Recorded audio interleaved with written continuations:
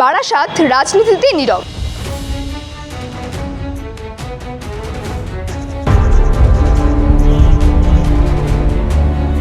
কিন্তু একটি প্রশ্ন ঘুরপাক খাচ্ছে, পরিচিত মুখে কি ভরসা, নাকি সময় এসেছে পরিবর্তনের? এইরকম মানুষ আমরা চাই যে আমাদের ভূমিপুত্র হবে এবং আমাদের নিয়ে ভাববে এবং আমাদের দুঃখের কথা অ্যাসেম্বলিতে গিয়ে বলবে। কিনা আমি চাইছি কাছের মানুষ হতে পারবে, যারা সংখ্যালঘু সম্প্রদায় থেকে শুরু করে সমস্ত মানুষের জন্য যিনি কাজ করবেন।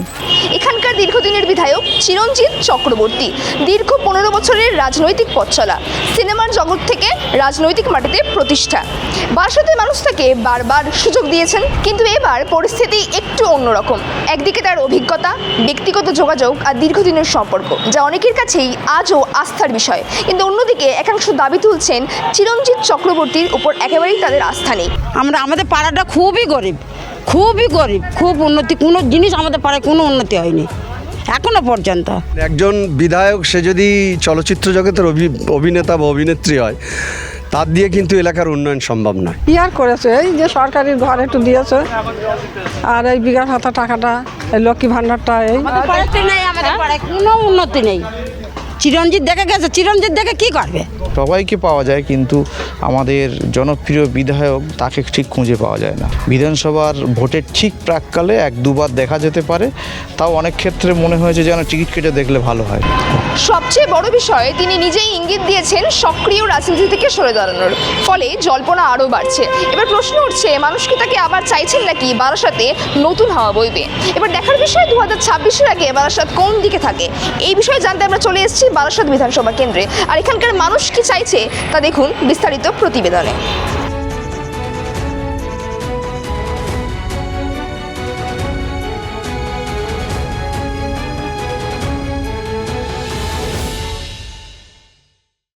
সরকারি হস্তক্ষেপে আমাদের ফেসবুক পেজটি বন্ধ করে দেওয়া হয়েছে।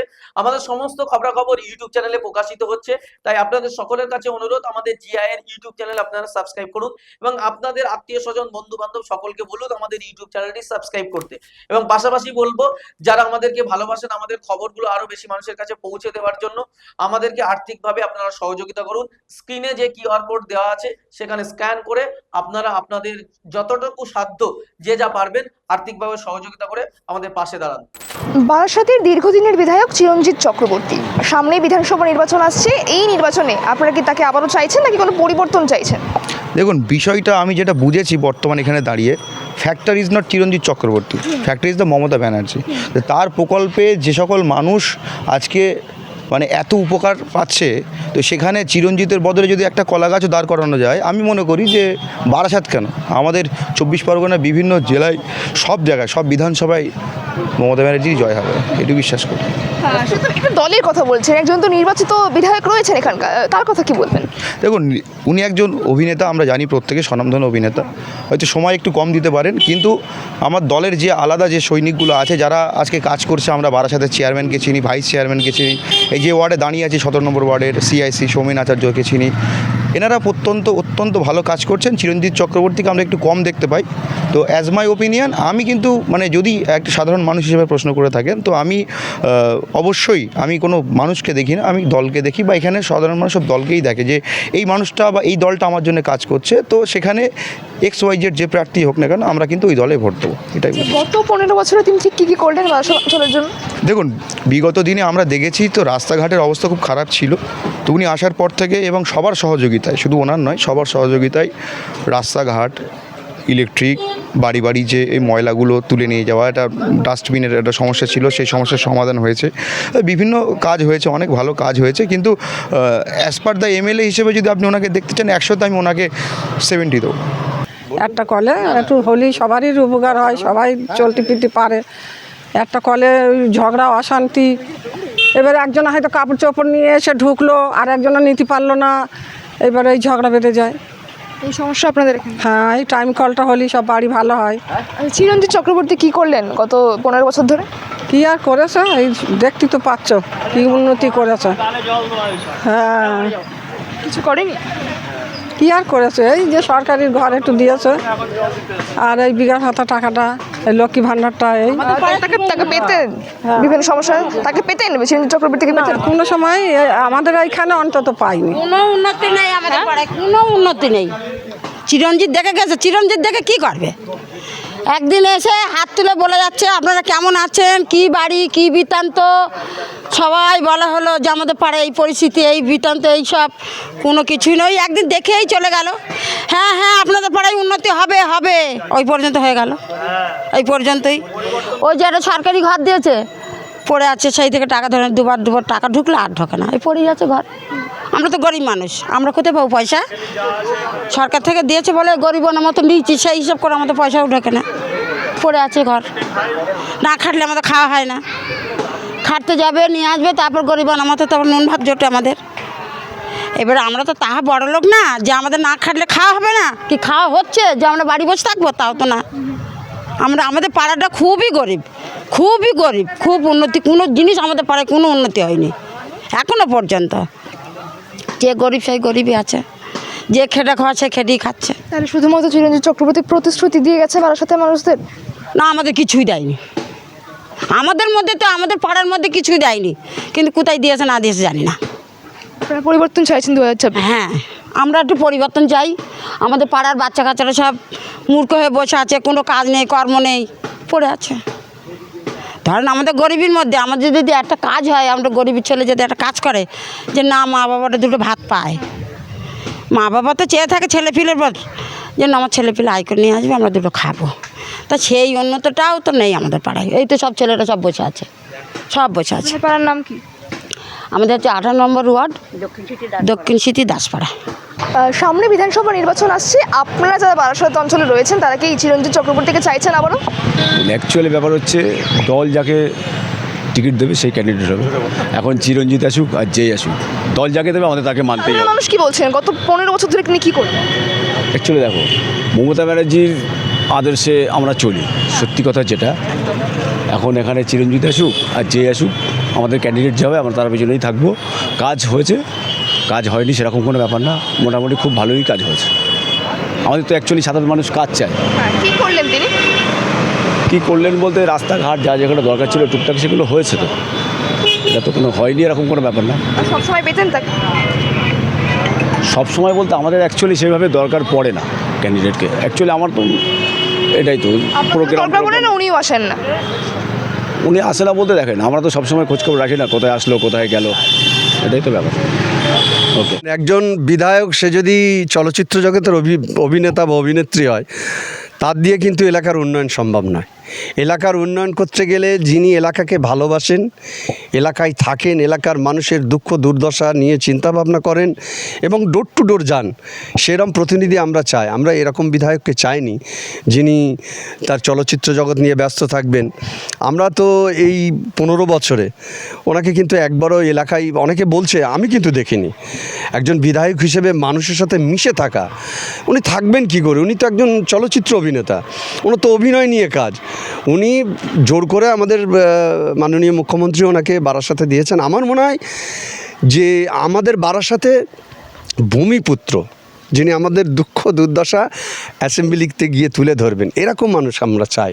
আর যার মধ্যে জাতিভেদ থাকবে না, ধর্মভেদ থাকবে না, তিনি সকলকে নিয়ে চলবেন, হিন্দু মুসলমান খ্রিস্টান জৈন বৌদ্ধ সকলকে নিয়ে চলবে। এইরা মানুষ আমরা চাই যে আমাদের ভূমিপুত্র হবে এবং আমাদের নিয়ে ভাববে এবং আমাদের দুঃখের কথা অ্যাসেম্বলিতে গিয়ে বলবে, আমাদের উন্নয়নের কথা অ্যাসেম্বলিতে গিয়ে। আপনি দেখুন না যে বর্তমানে যিনি বিধায়ক রয়েছেন তিনি থাকবে কি থাকবেন না সেটা তো আমরা ফেসবুক বা বিভিন্ন চ্যানেলে দেখতে পাচ্ছি। আজকে আমি একজন সংখ্যালঘু মুসলিম, 18 নম্বর ওয়ার্ডেই বসবাস করি। আজকে অত্যন্ত দুঃখ লাগে যে মুসলিম অর্থাৎ মাইনরিটি ভোট 40% রয়েছে। সেই জায়গায় দাঁড়িয়ে আজকে দেশের সিএম মাননীয় মুখ্যমন্ত্রী বলছেন যে গরু দুধ দেয় তার লাথি সহ্য হয়। এটা কী ধরনের কথা? এটা সংখ্যালঘু মুসলিমদেরকে বলছে যে গরু দুধ দেয় তার লাথি সহ্য হয়, তাহলে সংখ্যালঘু মুসলিমটা গরু? তারপরে দেখুন আজকে সংখ্যালঘু ভোটটা 40% যেখানেই যায় সেখানেই কিন্তু একটা প্লাস পয়েন্ট তৈরি হয়, আর যেখান থেকে মাইনস হয় সেখান থেকে মাইনরিটি তৈরি হয়। তা আমরা আজীবন এই সংখ্যালঘু ভোটটা শাসক দলকে দিয়ে আসছি বা সকলেই দেয়। সেই জায়গায় দাঁড়িয়ে আজকে শিক্ষা, স্বাস্থ্য, শুধু তাই নয়, আমরা এই সরকারের প্রতি আস্থা রেখে আমাদের সিএম মাননীয় মুখ্যমন্ত্রী তিনি বলেছেন যে এসআইআর হতে দেবো না, এসআইআর চালু হয়ে গেল। তিনি বললেন এনআরসি হবে না, কিন্তু এনআরসি চালু হয়ে গেল। হ্যাঁ, তিনি বললেন আরও অনেক কথা বললেন। তারপরে মাদ্রাসা শিক্ষা তিনি বন্ধ করে দিলেন। ওবিসি সার্টিফিকেট, যেটা দিয়ে আমরা আমাদের এজের ব্যবধান থাকে সেখান থেকে চাকরির সুযোগ, সেটাকেও উনি বন্ধ করে দিলেন। তারপরে আমাদের বাপ দাদার যে কবরস্থান, যেটা খানকা, মসজিদ, মাদ্রাসা, এগুলোতে তিনি চালু করে দিলেন। 3 তালাকের এটা পাশ করিয়ে দিলেন। তাহলে সংখ্যালঘু ভোট আপনি নিচ্ছেন, সংখ্যালঘু ভোট 40% নিয়ে সরকার গড়ছেন, সংখ্যালঘুকে ছাগলের 3য় সন্তানের মতো ব্যবহার করছেন। এটা কিন্তু আর করা যাবে না। বাংলার মানুষ সজাগ, তারা শিক্ষিত, তারা বুঝে গেছে যে আমরা নিরপেক্ষ, ধর্মনিরপেক্ষ মানুষ চাই। কারণ আমাদের ভারতবর্ষ সার্বভৌম এবং গণতান্ত্রিকভাবে যেন আমরা আমাদের অধিকারকে পাই, এটাই আমার বক্তব্য। বারাসাত অঞ্চলের দীর্ঘদিনের বিধায়ক চিরঞ্জিত চক্রবর্তী সেই জায়গায় দাঁড়িয়ে বারাসাত অঞ্চলের কি উন্নয়ন করলেন গত 15 বছর ধরে? অ্যাকচুয়ালি ঘটনা হলো কোনো বিধায়ক দিয়ে তার উন্নয়ন নিয়ে হয় না। অ্যাকচুয়ালি পার্টি থেকে যেগুলোভাবে যে সিলেক্ট হয় সেভাবে হয়।